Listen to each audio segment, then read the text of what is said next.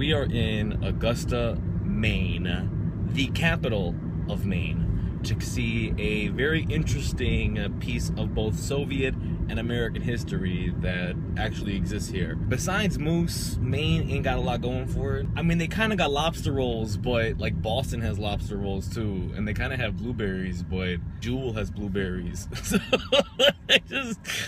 I'm not sure, like, what, Maine can really say they dominate. Like, what game does Maine really dominate, But back in the 1980s, there was a little girl by the name of Samantha Smith, in Russian, Samantha Smith, who had a crazy idea. Back in the 1980s, Americans are losing their shit because they basically think that the Soviet Union is gonna nuke the world, a la putting a Hot Pocket in the microwave for 10 minutes. But they're all freaking out. So during this time, we have a little girl by the name of Samantha Smith who decides, you know what, there's a new head bitch in charge over in the Soviet Union by the name of Yuri Andropov.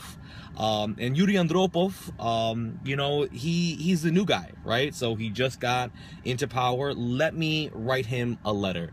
So Samantha Smith writes him a letter basically saying, hey, we want peace. Yuri Andropov, the reason why people are freaking out about him is because prior to taking over the reins of the Socialist Party in the USSR and the Soviet Union, he was the head of the Soviet police that viciously oppressed the Hungarian people, and then was the head of the KGB up into 1982, and who believed that human rights were a ploy by the West to undermine socialist values and the building of the socialist state.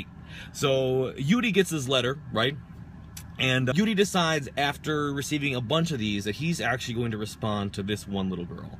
So he writes her a long letter that is almost hilarious when you read it, because it's so freaking Soviet in the way that it sounds. Dear Samantha, it seems to me, I can tell by your letter, that you are courageous and honest girl, resembling Becky, the friend of Tom Sawyer, in the famous book of your comrade Mark Twain.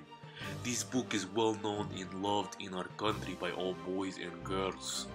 Yes, Samantha, we in the Soviet Union are trying to do everything so that there will not be war on Earth.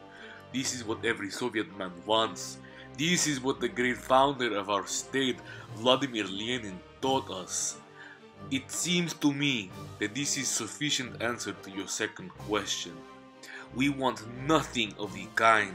No one in our country, neither workers, peasants, writers, doctors, grown-ups, children, members of government, want either big or little war. We want peace. There is something that we are occupied with: growing wheat, building, inventing, writing books, and flying into space. We want peace for ourselves and for all peoples of the planet, for our children, and for you, Samantha. Thank you for your letter. I wish you all the best in your young life. Yuri Andropov. After all of that's said and done, homegirl actually goes over to the Soviet Union as a invited guest of Yuri Andropov. Samantha comes back to the US. She starts telling everyone about how great the Soviet people are, how friendly they are, and it's kind of funny because during that time a bunch of people thought that she might be a spy in the US. And yeah, sadly enough, a couple years later, she actually dies in a plane crash. And here in Maine, they have a statue for her. So we're gonna go see that.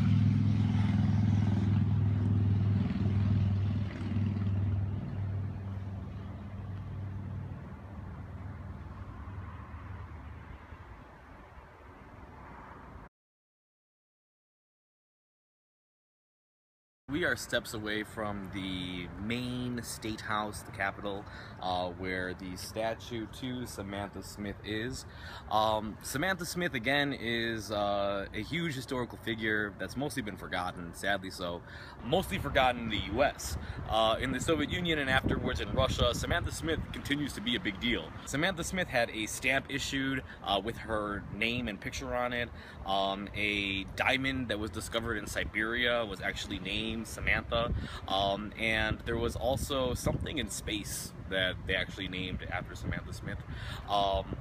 In Russia, she was a celebrity, basically. So besides just being a youth ambassador, Samantha Smith also creates the famous trope of, hey, if you want to change something, you should write a letter. Shows like Charles in Charge and Golden Girls actually use the story of Samantha Smith in several episodes to highlight this idea. If ever you're in Augusta, Maine, you should drop by and see a girl whose letter actually did change the world.